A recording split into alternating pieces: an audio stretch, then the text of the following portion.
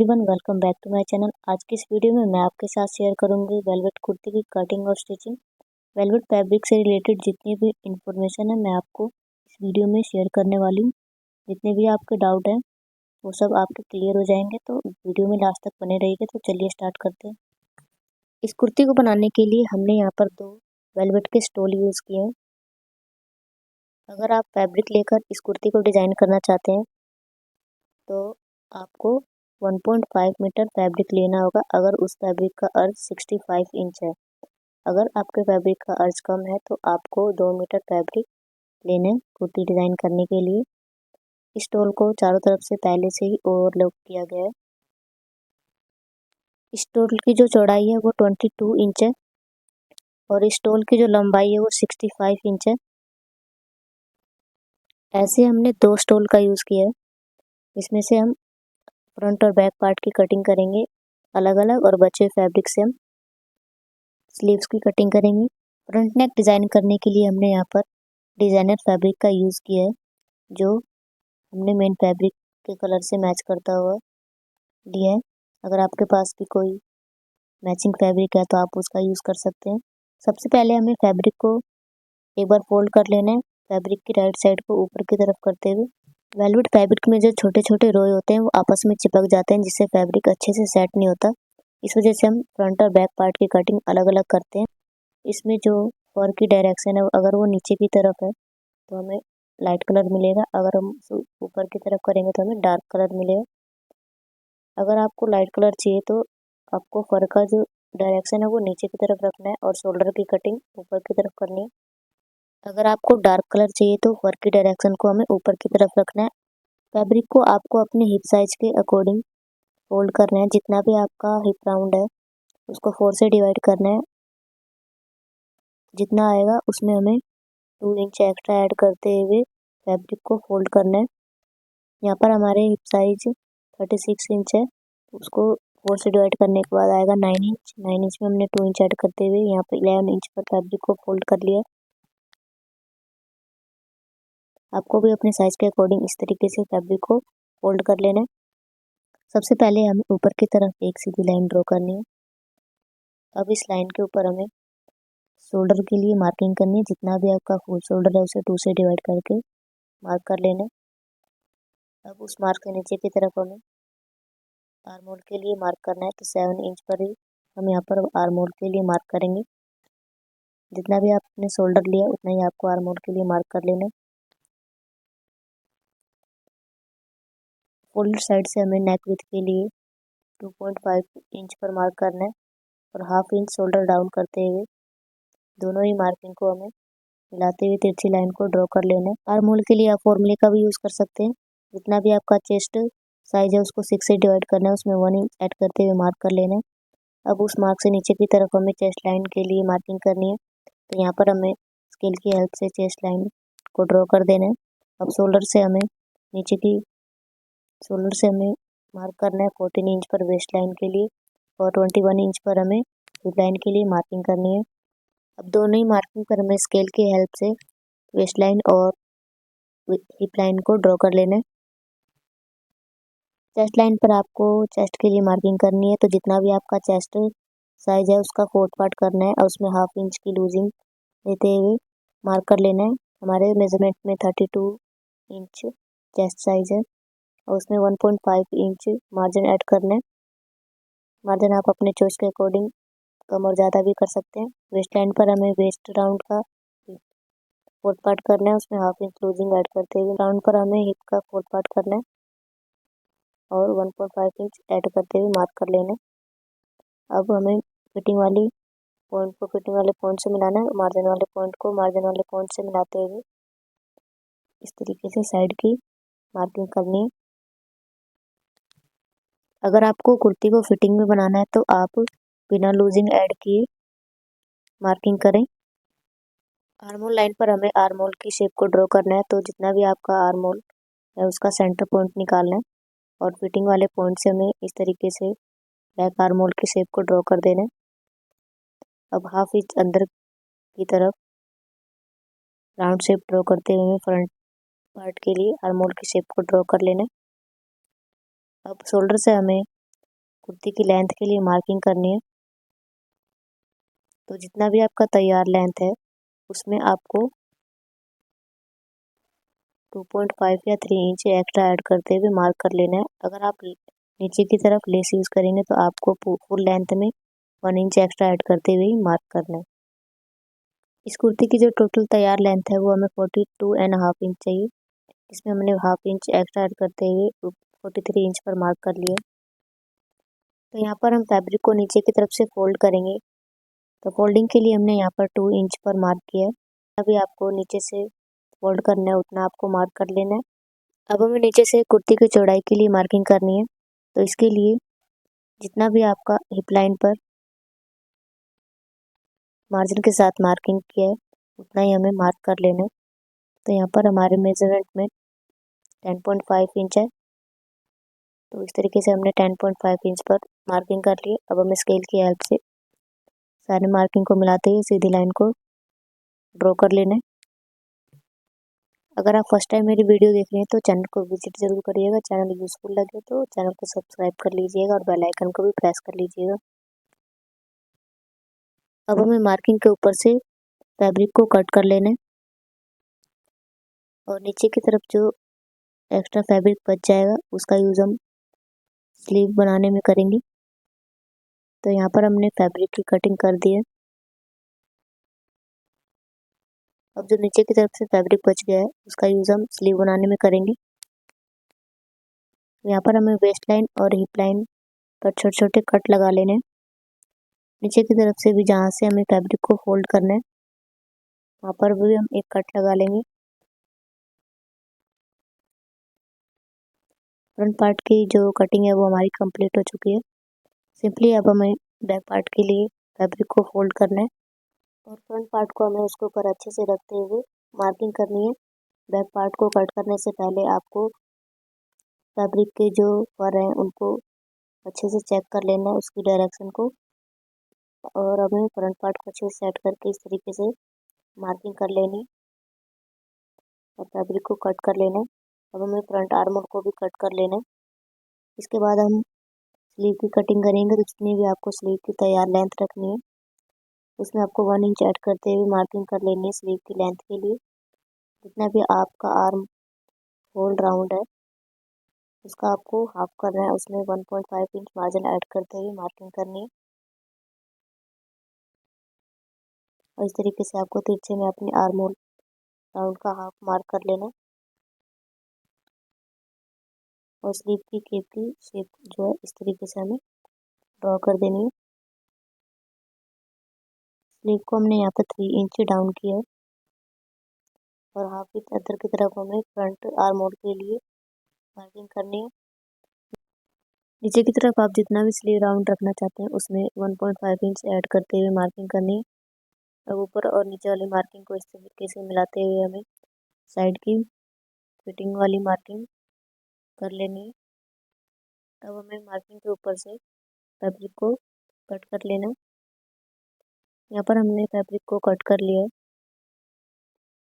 Front arm hole के लिए जो हमने हाफ इंच अंदर की तरफ मार्किंग की है उसे भी हमें कट कर लेना है। जिस साइड हमने मार्किंग की है उसी लेयर पर हमें सिर्फ कटिंग करनी है। इस सेम तरीके से हमें दूसरे स्लीव की भी कटिंग कर लेनी है। यहाँ पर हमारी कुर्ती की जो है कटिंग कंप्लीट हो चुकी है। अब हम इसकी स्टिचिंग स्टार्ट करेंगे। तो चलिए स्टार्ट करते हैं। सबसे पहले हम यहाँ पर फ्रंट नेक के लिए नेक पैच को रेडी करेंगे। इसके लिए हमने फैब्रिक को 10 इंच चौड़ाई और 14 इंच लंबाई में कट कर लिया और पीछे हमने पेस्टिंग पेपर को पेस्ट कर लिया है। अब हमें फैब्रिक को बीच में से फोल्ड करना है। अच्छे से फोल्ड करने के बाद अब हम इसे के फोल्डेड साइड से 2.75 इंच पर मार्क करना है और नेक डीप हम यहाँ पे 5 इंच रखेंगे। अब अपने चॉइस के अकॉर्डिंग कम और ज़्यादा कर सकते हैं। फिर एक बॉक्स बनाकर हमें नेक की राउंड शेप को ड्रॉ कर देना है। नेक की शेप भी आप अपने चॉइस के अकॉर्डिंग रख सकते हैं। दूसरी साइड भी हमें टैप टैप करके मार्क कर लेना है। फिर उस मार्किंग को हमें डार्क कर लेना है। नेक की राउंड शेप को ड्रॉ करने के बाद अब हमें इसे हाफ इंच पर अंदर की तरफ फोल्ड कर देना है तीनों साइड से। ऊपर की तरफ से हमें इसे स्टिच नहीं करना। यहाँ पर हमने स्टिचिंग लगा दी है। अब हमें कुर्ती का फ्रंट पार्ट लेना है, उसे बीच में से फोल्ड करना है और इसके सेंटर पर एक कट लगा लेना है।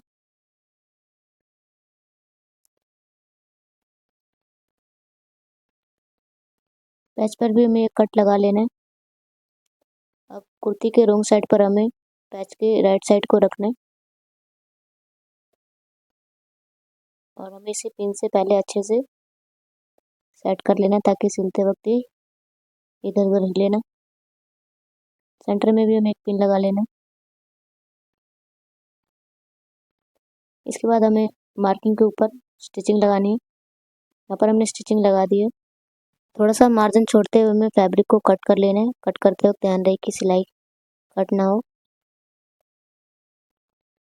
कट करने के बाद हमें इसमें छोटे छोटे कट लगा लेने ताकि ये इजीली बैक साइड फोल्ड हो जाए। कट करने के बाद हमें इसे राइट साइड पर इस तरीके से फोल्ड कर देना है। फोल्ड करने के बाद हमें इसे एक बार प्रेस लगाकर इसके ऊपर एक टॉप स्टिच लगा देनी है। यहाँ पर हमने टॉप स्टिच लगा दिया। फ्रंट नेक हमारा रेडी हो चुका है। अब इसके चारों तरफ से हमें स्टिचिंग लगा देनी है। इससे पहले आपको इस तरीके से पिन से सेट कर लेना है। अब हमें बैक पार्ट को लेना है और बैक पार्ट को बीच में से फोल्ड करके रख लेना है। नेक विड्थ के लिए हम यहाँ पर फोल्डेड साइड से 2.5 इंच पर मार्क करेंगे। नेक डीप हम यहाँ पर 5 इंच लेंगे और 2.5 इंच पर मार्क करते हुए इस तरीके से हमें बॉक्स बना लेना है और नेक के राउंड शेप को ड्रॉ कर लेना है। फिर हमें मार्किंग के ऊपर से फैब्रिक को कट कर देना है। अब जो हमने फैब्रिक कट करके निकाला उसे लेना है और नेक बनाने के लिए हमें यहाँ पे लाइनिंग जैसे फैब्रिक या रियोन जैसे पतले फैब्रिक का यूज़ करना है। अब हमें फैब्रिक को फोल्ड करके फोल्डेड साइड पे हमें फोल्डेड पार्ट को रखना है और नेक की शेप को ड्रॉ कर लेना है जिस शेप में हमने फैब्रिक को कट किया है। ऊपर की तरफ से भी मार्क कर लेना। अब 1.5 इंच चौड़ी हमें पट्टी को कट करना है। तो इस तरीके से हमें 1.5 इंच पर मार्क करते हुए नेक की शेप में फैब्रिक को कट कर लेना है।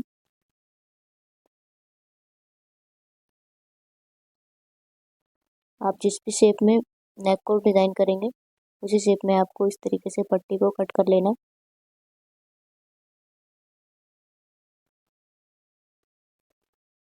पट्टी कट करने के बाद अब हमें फैब्रिक को ओपन करना है और इसके ऊपर पट्टी को राइट साइड पर रखना है। अब थोड़ा सा मार्जिन लेते हुए हमें एक स्टिचिंग लगा देनी है। स्टिचिंग लगाने के बाद अब हमें इसे बैक साइड फोल्ड करना है और हाफ इंच अंदर की तरफ फैब्रिक फोल्ड करते हुए पहले हमें इसके ऊपर सुई धागे से हैंड स्टिच लगा देनी है। यहाँ पर हमने हैंड स्टिच लगा दिए, बाद में आप तुरपाई करके इस स्टिचिंग को खोल दें। अब हमें फ्रंट पार्ट लेना है और दोनों की राइट साइड को अंदर की तरफ करते हुए इसके शोल्डर को हमें जॉइन कर लेना है। शोल्डर जॉइन करने के बाद हमें इसके साइड की स्टिचिंग भी लगा देनी है। जितना भी आपने मार्जिन लिया था साइड से उतना ही मार्क करते हुए हिप लाइन तक मार्किंग कर लेनी है। इसके बाद दोनों साइड से हमें फिटिंग की स्टिचिंग लगानी है। यहाँ पर हमने फिटिंग कर दी है। साइड से हमें इसके चाक को फोल्ड करना है इस तरीके से। पहले हमें पिन से सेट कर लेना है। जितना भी आपने मार्जिन लिया है उसको फोल्ड करते हुए फैब्रिक पिन से अच्छे से सिक्योर कर देना है। उसके बाद हमें सुई धागे से हैंड स्टिचिंग करनी है। यहाँ पर आप मशीन से भी स्टिच कर सकते हैं लेकिन उससे फिनिशिंग अच्छी नहीं आएगी। वेलवेट का फैब्रिक स्टिच करने के लिए आपको 14 नंबर निडल का यूज़ करना है और सलीन का फैब्रिक स्टिच करने के लिए आपको 11 नंबर निडल का यूज़ करना है। इस तरीके से आपको चारों तरफ से हैंड स्टिचिंग लगा लेनी है। नीचे की तरफ से भी आपको फैब्रिक को फोल्ड कर लेना है। यहाँ पर हमने हैंड स्टिचिंग करके चारों तरफ से फैब्रिक को फोल्ड कर लिया है। अब हमें इसके ऊपर तुरपाई करके जो हमने हाथ से सिलाई की है उसे हमें तोड़ के निकाल देना है। अब हमें स्लीव्स के बॉटम को फोल्ड करना है, तो इसके लिए भी हमें लाइनिंग के फैब्रिक का यूज़ करना है। अगर आप लेस का यूज़ कर रहे हैं तो ऊपर की तरफ राइट साइड पे हमें 1/2 इंच फैब्रिक को फोल्ड करते हुए इसके ऊपर लेस को लगा लेना है। यहाँ पर हम बैक साइड इसे फोल्ड करेंगे, तो इसके लिए आपको 1.5 इंच चौड़ी एक पट्टी लेनी है और इस पट्टी को हमें फैब्रिक के राइट साइड पर रखते हुए 1/2 इंच का मार्जिन लेना है और एक स्टिचिंग लगा देनी है। यहाँ पर हमने स्टिचिंग को लगा दिया है। अब हमें एक धार स्टिच लगाते हुए इसे बैक साइड फोल्ड करना है और पिन से पहले इसे सिक्योर कर देना है। पिन से सिक्योर करने के बाद हमें इसके ऊपर तुरपाई कर देनी है। आप चाहे तो पहले हैंड स्टिचिंग लगा के बाद में इसकी तुरपाई कर सकते हैं। अब हमें अपनी कुर्ती को लेना है और इसकी साइड की फिटिंग को हमें 1 इंच तक ओपन कर लेना है दोनों साइड से। अब अपने स्लीव को लेना है और स्लीव के सेंटर पे हमें एक कट लगा लेना है।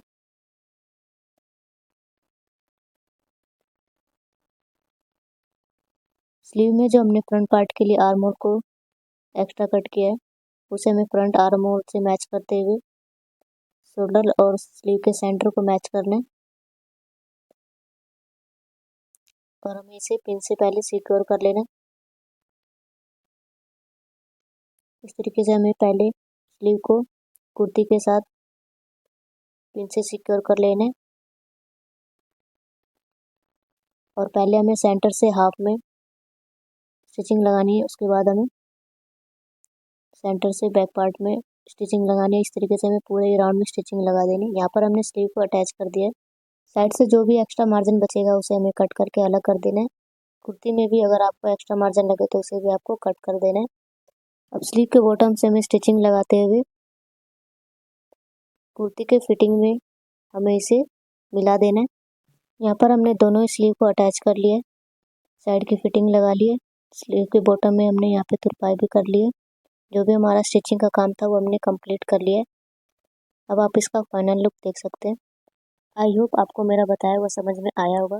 अगर आपको फिर भी कोई डाउट है तो आप मुझसे कमेंट करके पूछ सकते हैं। वीडियो अगर थोड़ी सी भी हेल्पफुल लगी हो तो वीडियो को लाइक, शेयर एंड चैनल को सब्सक्राइब कर लीजिएगा। Thank you for watching this video. Thank you for your love and support. तो मिलते हैं फिर नेक्स्ट वीडियो में।